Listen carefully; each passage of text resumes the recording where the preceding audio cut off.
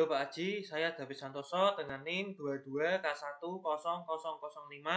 Kali ini saya akan mempresentasikan final project SMA saya yang mengambil dataset customer dari Kaggle. Pertama-tama, apa itu SNA? SNA adalah metode untuk menggambarkan atau menganalisis hubungan dalam bentuk jaringan.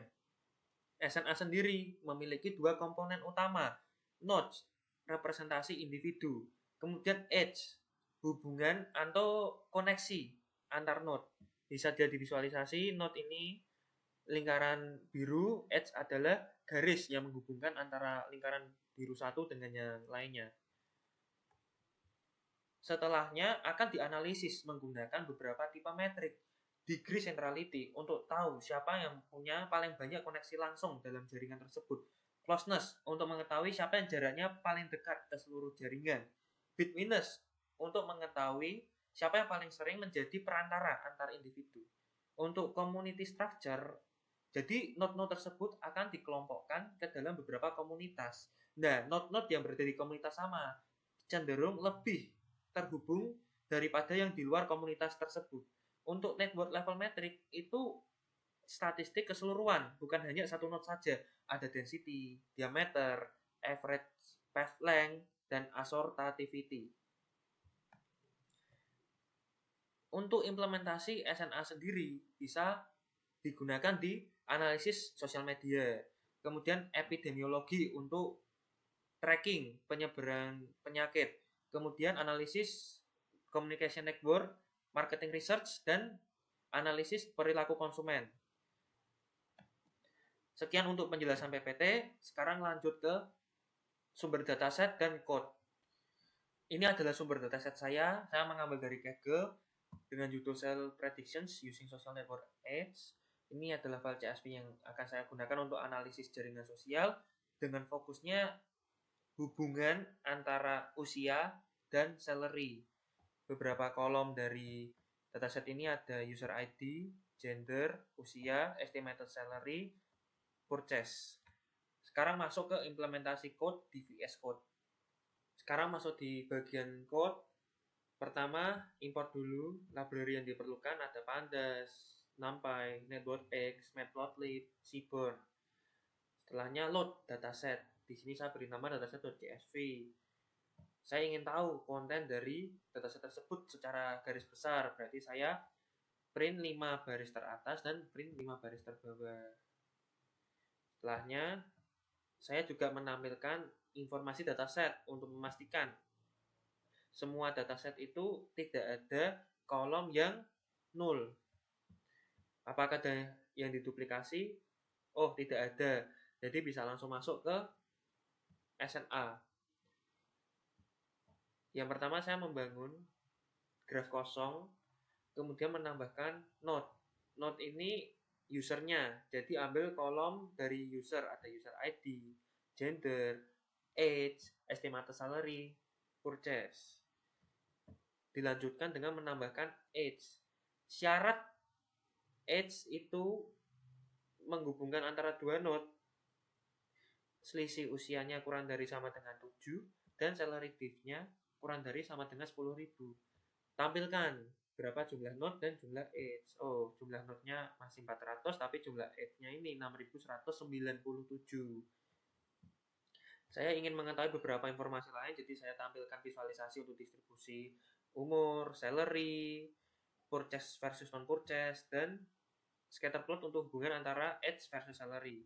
Distribusi umur paling banyak di rentan usia antara 30 hingga 40. Distribusi gaji paling banyak itu yang di dataset di angka 80 ribuan. Untuk purchase versus non-purchase lebih banyak yang belum membeli. Dan untuk scatter plotnya saya dapat ambil kesimpulan bahwa bila di rentan usia 20 hingga 40 cenderung tidak membeli apabila gajinya di bawah 100.000. Untuk usia 40 hingga 60 itu rata-rata membeli terlepas dari salary-nya. Saya juga tampilkan beberapa informasi network level metric. Diameter 15, berarti dua node ini butuh paling banyak 15 langkah sebelum akhirnya terkoneksi. Saya juga tampilkan average shortest path length 4,99. Jadi antara node satu dengan node lainnya membutuhkan minimal itu 5 langkah sebelum akhirnya terkoneksi membentuk hubungan. Dan average clustering coefficient 0,67 sekian, berarti 67% memiliki koneksi atau saling mengenal dalam konteks dataset.csv. Community detection dengan greedy ditemukan ada 5 komunitas. Komunitas pertama itu sekitar 127 node paling banyak, sisanya variatif. Kalau 5 komunitas ini dijumlahkan jumlah node-nya pasti 400 sesuai jumlah node di awal tadi. Saya juga visualisasikan nih subgraph untuk 30 node pertama, dapat dilihat sudah ada yang mulai membentuk kelompok bergerombol gitu, ada juga yang masih terpinggirkan belum memiliki koneksi. Dan berikut adalah full network visualization-nya. Node saya menggunakan lingkaran merah, X-nya garis abu-abu muda. Di sini saya juga menganalisis degree centrality-nya. Ini adalah top 3 yang memiliki degree centrality tertinggi dari sisi nilainya, berarti mereka koneksinya paling banyak dalam jaringan tersebut. Untuk rata-ratanya di degree centrality ini purchase itu lebih rendah. Berarti dalam jaringan tersebut yang memiliki koneksi lebih banyak itu yang non purchase. Ini saya visualisasikan saja. Dapat dilihat untuk yang berwarna kuning keoranyan itu yang degree centrality tertinggi, berarti dia yang koneksinya paling banyak. Untuk closeness centrality, untuk mengetahui yang mana yang memiliki jarak terdekat ke seluruh node dalam jaringan. Ada top 3 closeness centrality dari 3 user ini, itu jumlahnya kebetulan sama ya, closeness centrality-nya 0,285. Oh, ternyata untuk rata-ratanya itu masih non purchase yang lebih tinggi closeness centrality-nya. Karena seperti yang dikatakan tadi, lebih terkoneksi secara global, lebih erat. Ini adalah visualisasinya. Sama ya, lokasinya kurang lebih seperti yang degree centrality di atas. Yang berwarna kuning, closeness centrality-nya di area sini. Dan yang terakhir, saya juga menggunakan bitwitness centrality. Untuk kasus bitwitness centrality ini berbeda. Jadi antara non purchase dan purchase rata-ratanya tuh hampir sama. Artinya apa? Tidak ada yang benar-benar menonjol dalam menjadi perantara dalam jaringan tersebut. Dapat dilihat sendiri pula visualisasinya juga bitwitness centrality berada di lokasi yang sedikit berbeda yang memiliki bitwitness centrality tertinggi. Di sini kan kuning terang. Biasanya kan kalau yang degree sama yang closeness tuh di area sini.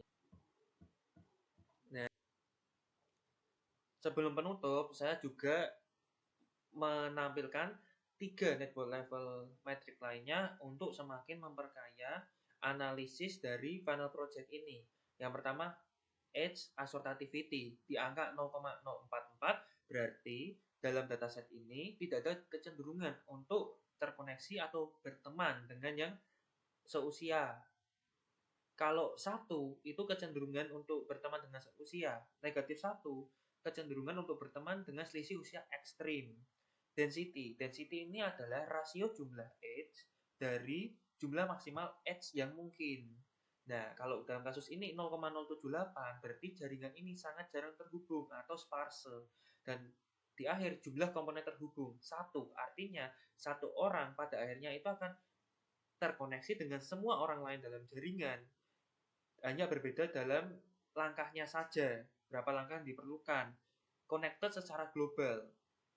Sekian presentasi untuk final project SMA saya. Mohon maaf bila ada kesalahan dalam tutur kata. Terima kasih sudah menonton video ini.